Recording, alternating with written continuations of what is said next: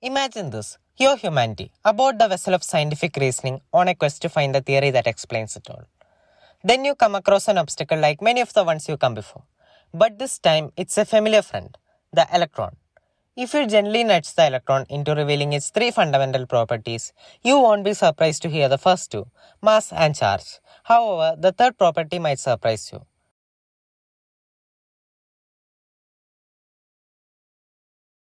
Electrons are one among the many fundamental particles that we have, and as you might expect, they are so incredibly small that we can basically regard them as point particles with no volume and almost negligible mass. But when you place these little creatures into a magnetic field, they generate magnetic fields that are simply huge for their size. Charged particles like electrons generate magnetic fields when they are either moving or when they are spinning. So, if we take some electrons, shoot them through a magnetic field and measure their deflection, we can find out the strength of their magnetic fields. In fact, scientists Otto Stern and Walter Gerlach did exactly this in 1921 to arrive at some astounding observations. The magnetic fields they recorded were so strong that their linear momenta weren't enough to justify it. They had to have some missing angular momenta.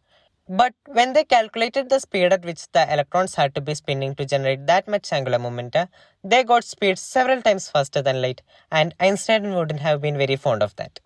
So, what could have possibly caused such enormously high angular momenta? The answer is nothing. Yep, nothing. Because nothing else had to be responsible for such an anomaly, this was reduced to be the electron's third fundamental property, its intrinsic angular momentum or quantum spin. Since it's an intrinsic property, the electron or any other elemental particle doesn't need to be spinning to have spin. It just has it, like its mass and charge. The discovery of spin taught us just how fascinating our universe can be in its complexity.